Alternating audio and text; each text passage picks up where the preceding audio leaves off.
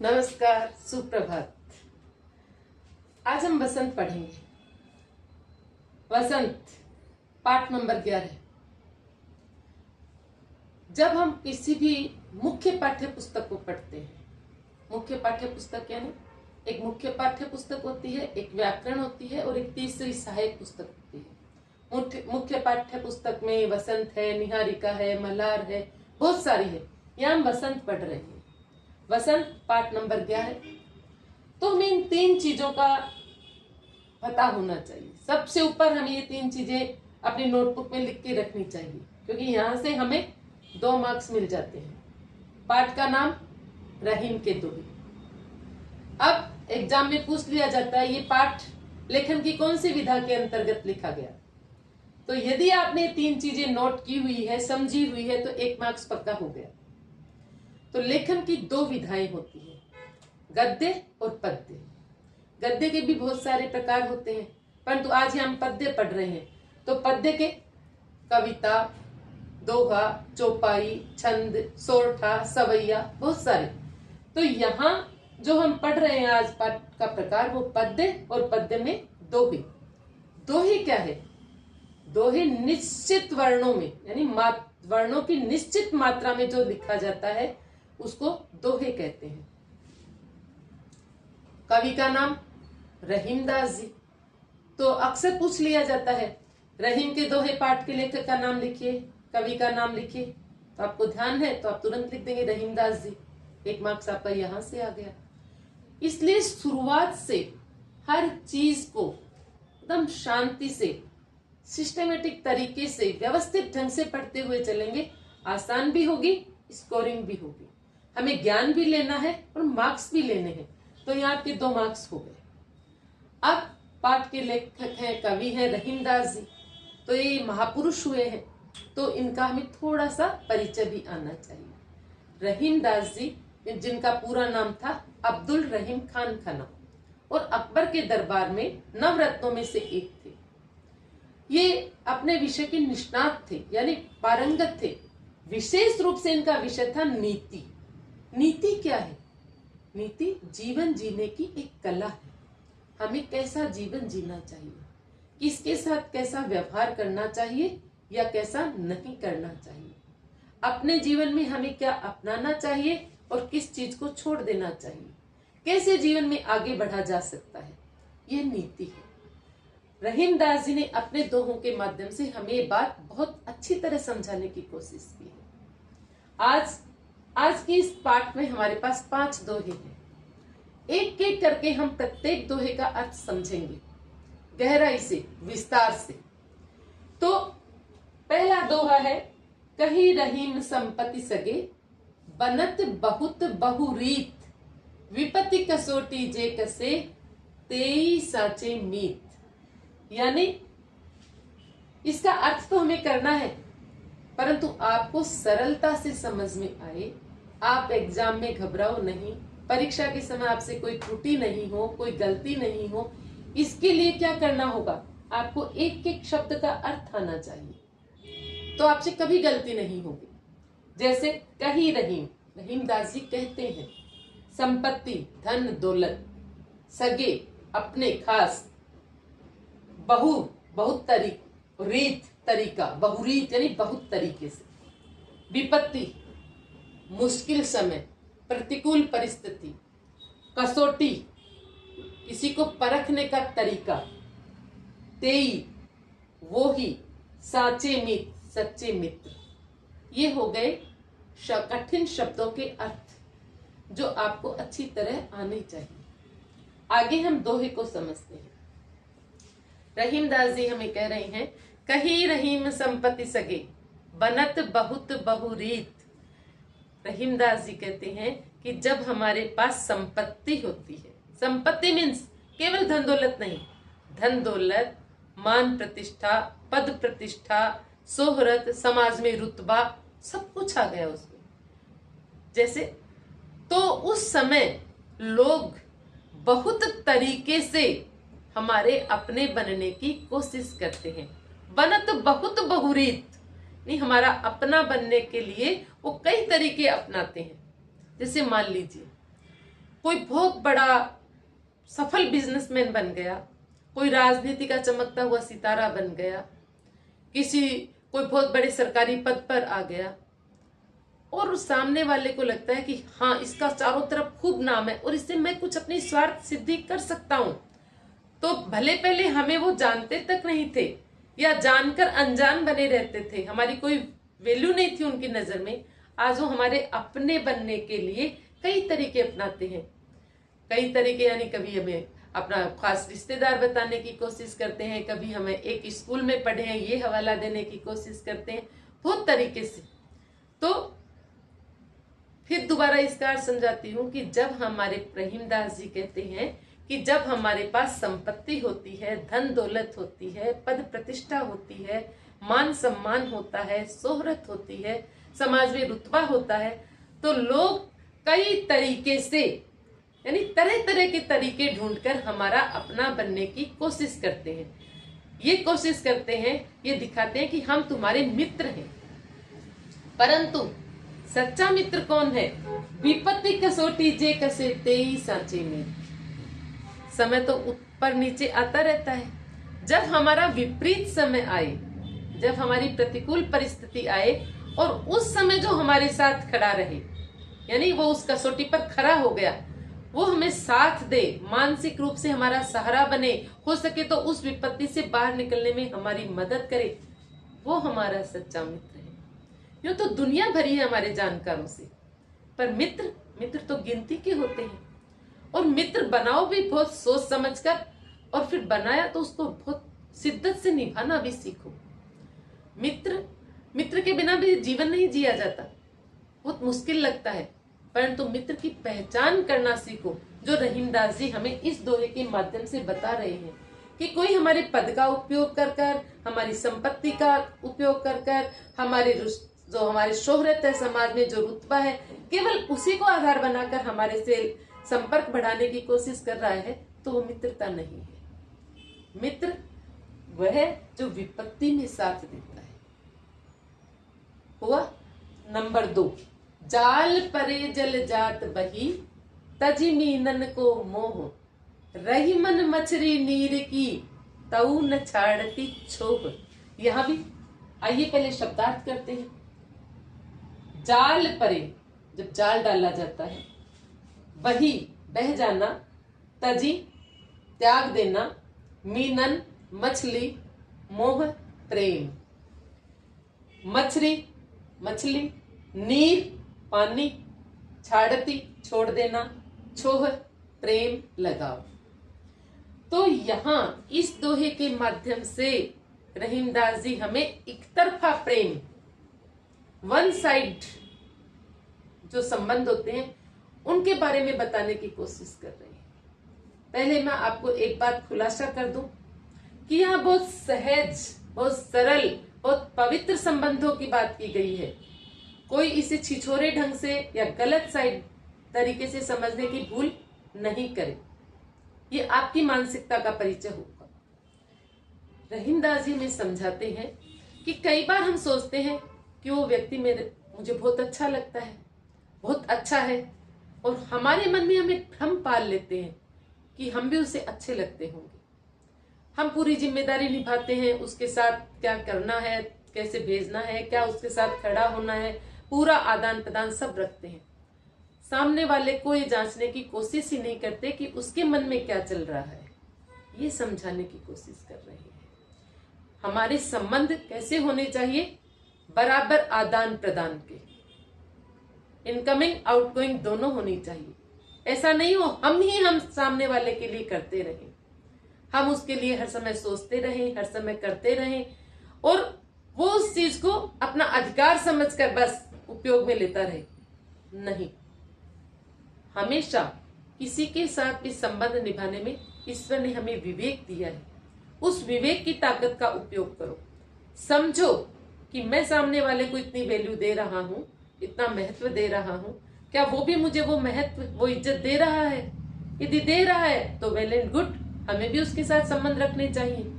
परंतु वो नहीं दे रहा, उसे कोई मतलब नहीं है, तो वही रुक जाओ, स्टॉप लगा दो अपनी बात पर। तब हम जीवन में आगे जी पाएंगे। यह बात इस दोहे के माध्यम से रहीमदास जी हमें समझा रहे हैं। आपने देखा होगा कि जब तालाब में या किसी छोटी नदी में मछली को पकड़ने के लिए जाल डाला जाता है और जब मछली जाल में बंद हो जाती है तो क्या आपने कभी देखा है कि पानी रुक जाता है एक मिनट के लिए भी, एक सेकंड के लिए भी, कि जो मछली मुझसे इतना प्रेम करती है उसको जाल में बंद कर लिया, मैं एक बार रुकूं, क्या रुकता है जल? नहीं। जाल परे जल जात बही तजी मीनन को मोह, कि तालाब में या कहीं पानी में जब भी जाल डाला जाता है मछली को पकड़ने के लिए और मछली उसमें बंद हो जाती है, जल आगे बह जाता है। तजी मीनन को मोह, मछली का प्रेम छोड़ देता है और अपने जीवन में आगे बढ़ जाता है। रही मन मछली नीर की तऊ न छाड़ती छो, परंतु वो मछली कैसी है, बाहर आने पर भी जल का छो, जल का लगाव, जल से मोह छोड़ नहीं पाती और तड़प तड़प कर अपने प्राण दे देती है। यानी उसे ये अपने वो उसके प्रेम में इतनी अंधी है कि उसे समझ ही नहीं है कि जिस प्रेम जल से वो प्रेम करती है वो जल उसके लिए एक सेकंड नहीं रुका। हमें मछली नहीं बनना है, हमें अपने विवेक की ताकत को जागृत रखना है। कोई हमारा उपयोग करे और आगे बढ़ जाए ऐसा नहीं बनना है। सबसे प्रेम रखो, सबका सम्मान करो, परंतु अपने सम्मान की भी रक्षा करो। जो तुम्हें सम्मान देता हो वहां आराम से अपने रिश्ते निभाओ, पर मछली मत बनो जो तुम्हें कोई महत्व ही नहीं देता, वैल्यू ही नहीं देता और तुम उसके लिए अपनी जान गंवाने के लिए तैयार हो। जान गंवाने का मतलब यहाँ हमारे लिए रहीमदास जी ने क्या लिखा है, उसका भावार्थ क्या लिए कि हम उसके लिए मरे जा रहे हैं, सब कुछ करे जा रहे हैं और उसको परवाह ही नहीं है। नहीं, हमें ऐसा नहीं बनना है। फिर आता है थोथे बादर क्वार के जो रहीम गहरात, धनी पुरुष निर्धन भय करे पाछली बात। पहले शब्दार्थ, थोथे खाली, बादर बादल, मेघ, क्वार हिंदी के जो महीने होते हैं चैत्र वैशाख ज्येष्ठ आषाढ़ श्रावण भाद्रपद आश्विन, आश्विन मास को क्वार का महीना कहा जाता है। जो, जैसे, गहरात गर्जना करना, धनी पुरुष पैसे वाले लोग, निर्धन भय गरीब हो गए, पाछली बात पीछे की बातें। यहाँ रहीमदास जी हमें क्या समझाना चाह रहे हैं कि हमारे जीवन में उतार चढ़ाव आते रहते हैं, अप्स एंड डाउन्स आते रहते हैं। कभी हमारे पास बहुत पैसा आ गया, कभी परिस्थिति ऐसी विपरीत आई कि पैसा बिल्कुल नहीं रहा। तो ये अप्स एंड डाउन्स में हमें कैसे जीवन जीना चाहिए वो हमें सिखाने की कोशिश कर रहे हैं। कि बरसात का मौसम शुरू होता है, जैसे मुख्य महीने श्रावण भाद्रपद, खूब पानी बरसता है पर बादलों की गर्जना इतनी ज्यादा सुनाई नहीं देती क्योंकि वो पानी से भरे हुए हैं, तुरंत बरस जाते हैं। परंतु आश्विन के महीने में, आश्वज के महीने में लगभग वर्षा ऋतु चली जाती है, परंतु आकाश में बादल बहुत छाते हैं और वो गरजते भी बहुत हैं, गर्जना करते हैं, गहरात बहुत ज्यादा गर्जना करते हैं, परंतु बरसते नहीं। कहते ना, जो गरजता है वो बरसता नहीं। क्यों? क्योंकि वो खाली है, उन पानी से नहीं भरे हुए हैं। परंतु गर्जना करके क्या बताना चाहते हैं कि हमारे अंदर पानी है, हम ऐसे बरसते थे। यानी सावन और भाद्रपद मास के जो समय था उसकी हमें छवि दिखाने की कोशिश करते हैं। ऐसा कौन करता है? ये तो एक उदाहरण दिया है रहीमदास जी ने। असलियत में बताना क्या चाहते हैं कि धनी पुरुष निर्धन भय करे पाछली बात, कि जो व्यक्ति किसी समय में बहुत धनी था, बहुत पैसे वाला था, बहुत ऊंचे रसूखात वाला था, जिसके पास धन दौलत मान बढ़ाई की कोई कमी नहीं थी, परंतु समय तो परिवर्तनशील है, किसी कारण से उनका समय विपरीत आ गया और उनके पास अब कुछ नहीं बचा, पैसा नहीं बचा, वो जो मान, वो दौलत, वो जो शोहरत थी वो नहीं बची। करना क्या चाहिए? और वो करते क्या है? वो क्या करते हैं? करे पाछली बात। जब वो धनी पुरुष निर्धन हो गए तो जब भी लोगों के अंदर बैठते हैं तो अपने पिछले समय का गुणगान करते रहते हैं। हमारे पास ऐसे बंगलो था, हमारे पास इतने नौकर चाकर काम करते थे, हम ये वाली गाड़ी यूज करते थे, हम वहां घूमने जाते थे, हमने ये किया वो किया। किया उन्होंने, परंतु एट प्रेजेंट वर्तमान में उनके पास नहीं है और लोगों को हर बात का पता होता है, इसलिए उनके जाने के बाद लोग उनकी बातों का उपहास करते हैं, उनको हंसी उड़ाते हैं उनकी कि है कुछ नहीं और बातें बड़ी बड़ी करते हैं, थोथा चना बाजे घना। ऐसा नहीं करना है, ये शिक्षा देना चाहते हैं हमें कहना चाहते हैं कि आश्विन मास के बादल की तरह थोथे होने पर हमें गहरात गर्जना नहीं करनी है, क्योंकि सब जानते हैं इसे गरज रहा है, बरसेगा नहीं। उसी तरह जब हम पैसे वाली स्थिति में से गरीब हो जाएं, निर्धन हो जाएं, तो हमें पिछली बातों का वर्णन कर कर हास्य का, उपहास का, मजाक का पात्र नहीं बनना चाहिए। रहीमदास जी का ये एक दूसरा दोहा मैं आपको समझाने के लिए बोलती हूँ। रहीमदास जी कहते हैं कि रहीमन चुप वे बैठिए देख दिनन का फेर, जवनी के दिन आएंगे बनत न लागही बेर। रहीमदास जी कहते हैं कि समय का फेर देखकर, समय का परिवर्तन देखकर अपना समय बुरा जानकर चुप होकर बैठ जाओ, शांत होकर बैठ जाओ, विनम्रता से रहो। क्यों? बोलो मत, लोग हंसी उड़ाएंगे। जब नी के दिन आएंगे बनत न लागही बेर। अच्छा समय आएगा तो सब कुछ होने में फिर टाइम नहीं लगेगा, फिर हम समाज में उसी तरह जी सकते हैं। तो ये दोहा हमें सिखाता है कि विपरीत समय में हमारा जीवन कैसा होना चाहिए। हमें चुप होकर, विनम्र होकर अपना समय बिताने की कोशिश करनी चाहिए। अगला दोहा, तरुवर फल नहीं खात है, सरवर पिए ही न पान, कही रहीम पर काज हित, संपत्ति सच ही सुजान। पहले शब्दों का अर्थ आपको समझा दूं। तरुवर पेड़, वृक्ष, तरु कुछ भी कहिए, खात यानी खाना, सरोवर तालाब, जलाशय, पोखर, पिए ही यानी पीना, पान पानी, परकाज हित दूसरों के भले के लिए, संपत्ति धन दौलत, संचयी इकट्ठा करना, सुजान यानी सज्जन पुरुष। अब इस दोहे को समझिए। तरुवर फल नहीं खाते है, सरवर पिए ही न पान। हमने इतने सारे पेड़ों को देखा है। आम के मौसम में आम के पेड़ आम से लदे रहते हैं, सेब के पेड़ सेबों से लदे रहते हैं, अंगूर की बेलें अंगूर से लदी रहती हैं। क्या आप में से किसी ने या हमने किसी ने भी कभी पेड़ को कोई फल खाते हुए देखा है? नहीं, कभी नहीं खाते। फिर किस लिए उनके पेड़, जो फल है वो किसके लिए है? हम सब लोगों के लिए, परकाज हित दूसरों के भले के लिए, हमारा पेट भरण पोषण करने के लिए। जलाशय, तालाब, क्या तालाब को कभी पानी पीते हुए देखा है? नहीं। कौन पीता उसका पानी? हम सब प्रयोग में लाते हैं, हम सब उपयोग में लाते हैं। तो तालाब अपने अंदर पानी क्यों भर कर रखता है? परकाज हित, हमारे भले के लिए, हमारे काम में आए इसके लिए। इसी तरह रहीमदास जी समझाना क्या चाह रहे हैं कि रहीमदास जी कहते हैं कि इसी तरह सज्जन व्यक्ति दूसरों के भले के लिए संपत्ति का संचय करता है, पैसे कमाता है, पैसे इकट्ठे करता है। कमाई तो समाज में बहुत करते हैं, अनगिनत लोग हैं और उनके पास अनलिमिटेड पैसा है, पर क्या सभी का पैसा परकाज में लगता है, परहित में लगता है? नहीं।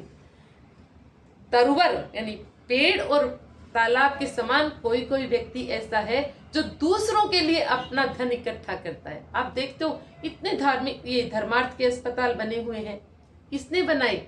ऐसे सज्जन व्यक्तियों ने। उन्होंने अपने पैसे को दूसरों के हित के लिए काम में ले लिया। आज तो हम कहीं भी जाते हैं, होटल्स में रुकते हैं, पहले बुकिंग करवा देते हैं, परंतु पहले तो होटल्स होती ही नहीं थी, परंतु हर गांव में आपको धर्मशाला जरूर मिल जाती थी। धर्मशाला यानी किसी ऐसे धनिक व्यक्ति ने एक बड़ा सा भवन बनाकर और उसको धर्म के लिए दान कर दिया कि कोई भी यात्री चाहे वो कहीं से भी आता जाता, जैसे हम होटल ढूंढते हैं, पहले लोग धर्मशाला ढूंढते थे, रात को रुकने के लिए जगह तो तब भी चाहिए थी, वो उसमें रह सकते थे। तो क्या उन व्यक्तियों को पता था कि इस धर्मशाला में कौन कौन आकर रुकेगा? नहीं। उनका उद्देश्य क्या था? परकाज हित, दूसरे का भला हो जाए, इसलिए उन्होंने अपनी संपत्ति का उपयोग किया। पहले जगह जगह प्याऊ बनती थी, लोग बैठते थे, बर्तन से पानी पिलाते थे। अब वो सिस्टम हट गया, अब जगह जगह ठंडे पानी के कूलर लग गए, वाटर कूलर लग गए। वो किस लिए है? कि किसी प्यासे को पानी मिल जाए। बस बनाने वाले के दिमाग में एक ही चीज थी कि उस रास्ते से निकलने वाला कोई व्यक्ति प्यासा नहीं रहे, पर काज हित। आप देखते हो कई लोग गरीब लड़कियों के विवाह में इतना पैसा खर्च करते हैं, कई तो पूरे विवाह की जिम्मेदारी ले लेते हैं। ये क्या है? पर काज हित। तो यहाँ रहीमदास जी हमें समझाते हैं कि हमें पेड़ और तालाब की तरह बनना है। केवल अपने ही लाभ के लिए नहीं सोचना है। हम कमाए, हमें सुख से जीवन जीने का अधिकार है, जीना चाहिए, उपयोग करें अपनी संपत्ति का, परंतु पर काज हित, दूसरे के हित का ख्याल भी जरूर रखें। तभी आपका नाम हमेशा के लिए सम्मान के साथ याद किया जाएगा। ये हमें समझाना चाहते हैं। अब अंतिम दोहा। धरती की सी रीत है, शीत घाम ओ मेह, जैसी परे सो सही रहे, त्यों रहीम यह देह। पहले एक एक शब्द का अर्थ कर लेते हैं। धरती, पृथ्वी, वसुधा, भूमि, रीत, तरीका, स्वभाव, शीत, सर्दी, ठंड, घाम, भयंकर गर्मी, मेह, बारिश होना, वर्षा होना, सही, सहन करना, त्यों, वैसे ही, देह यानी शरीर। यहाँ रहीमदास जी धरती को उदाहरण बनाकर हमें कुछ सिखाना चाहते हैं। धरती कैसी है? हमारी धरती माता कितनी भी ठंड पड़े, क्या कभी बोलती है माइनस चला गया चाहे टेम्परेचर? कभी बोलती है कि नहीं बस अब मुझसे सहन नहीं होता? नहीं बोलती, चुप रहती है। सहनशीलता का जब भी नाम आता है धरती का उदाहरण दिया जाता है। प्रचंड गर्मी पड़ती है, ऐसे समझो राजस्थान, हरियाणा, इनमें तो कई बार टेम्परेचर 50 को क्रॉस कर जाता है। तो 50 डिग्री तापमान में रहना कैसा लगता है? हम कैसे करते हैं? एसी में जाएं, जल्दी से कूलर में बैठे, ये सहन नहीं हो रही गर्मी, कैसे व्याकुल हो जाते हैं, कितनी अपनी प्रतिक्रिया देते हैं। पर क्या धरती माता कोई प्रतिक्रिया देती है? क्या वो इतनी विचलित होती है? नहीं, उसी भाव से है। मेह, जब बारिश आती है, कई बार तो लगातार कई दिन तक बारिश आती, तो हम क्या बोलते हैं? बस परेशान हो गए, अब रुक जाए तो अच्छा। कई जगह बाढ़ आ जाती है, परंतु क्या कभी धरती बोलती है मैं कितना पानी सहन करूं, अब तो बस करो? नहीं। यहाँ ये सिखाना चाहते हैं कि धरती समत्व भाव से, यानी जो है उसी में खुश है, कोई उसके अंदर क्रिया प्रतिक्रिया नहीं, शांत रहती है। सहनशीलता का परम उदाहरण है धरती माता। ये तो धरती का वर्णन हुआ। रहीमदास जी हमें इस उदाहरण के जरिए, धरती के उदाहरण के माध्यम से हमें क्या समझाना चाहते हैं कि हमारा जीवन है, इसमें भी कई तरह के मौसम आते हैं। जैसे प्रकृति के मौसम है, सर्दी, गर्मी, बरसात, ऐसे हमारे मनुष्य जीवन के भी कई मौसम हैं। कैसे? सुख दुख, मान अपमान, गरीबी अमीरी, आदर तिरस्कार। हम क्या करते हैं? थोड़ा सा सुख आने पर खुल जाते हैं, दुख आने पर एकदम टूट जाते हैं, घबरा जाते हैं। किसी ने मान सम्मान कर दिया तो बस एकदम ऐसे हो गए, और किसी ने तिरस्कार कर दिया तो गुस्सा, एकदम दुखी हो गए। अमीरी आने पर बोलते ना धरती को सिर पर उठा लेना, यानी मैं ही सब कुछ हूं। और गरीबी आने पर टूट जाना कि मुझसे सहन नहीं होता। नहीं, जैसे प्रकृति के मौसम बदलते रहते हैं, ऐसे ही हमारे जीवन के मौसम भी बदलते रहते हैं। न हमें गरीबी आने पर टूटकर विचलित होकर बिखर जाना है, और न अमीरी आने पर, सुख आने पर घमंड करना है। न घमंड करना है, न इतराना है, न ज्यादा किसी को अपनी अमीरी के घमंड में किसी का अपमान करना है। सहनशील, एक जैसा जीवन जीना है। तो हमें, अगर हम एक जैसा जीवन जिएंगे तो हमें अमीरी में कोई ये नहीं कहेगा कि ये घमंडी है, कल को हमारा समय हल्का आ गया तो कोई हंसी मजाक नहीं उड़ाएगा। और गरीबी में हम शांत रहेंगे तो कोई ये नहीं कहेगा कि ये देखो कैसे बड़बड़ कर रहा है, अभी तो रस्सी जल गई परंतु बल नहीं गया, थोथा चना बाजे घना। हमें ये सब बातें नहीं सुनने को मिलेंगी। और सबसे बड़ी बात, हम आत्मबल के साथ, हम संतोष के साथ, हम हिम्मत के साथ, धीरज के साथ हमारा जीवन जी पाएंगे। तो आज के पाठ में हमने रहीमदास जी के 5 दोहे पढ़े। संक्षिप्त में मैं आपको उनका एक एक वाक्य में अर्थ समझाती जाती हूँ। पहला दोहा, जो विपत्ति में काम आए, विपत्ति में हमारे साथ खड़ा रहे, वही हमारा सच्चा मित्र है। हमें हमेशा मित्रता करते समय सामने वाले से अपना संबंध बनाने से पहले, उससे मित्रता बनाने से पहले ये जांचना चाहिए कि वो हमारे साथ मित्रता रखना चाहता है या नहीं, उसकी दृष्टि में हमारा मूल्य क्या है। अंधा बनकर, मोह में फंसकर किसी के साथ किसी भी तरह का रिश्ता नहीं बनाना चाहिए। तीसरा, समय विपरीत देखकर हमें चुप होकर बैठ जाना चाहिए, बड़ी बड़ी बातें नहीं करनी चाहिए। तरुवर वाले दोहे से हमें अपना जीवन परकाज में लगाना चाहिए।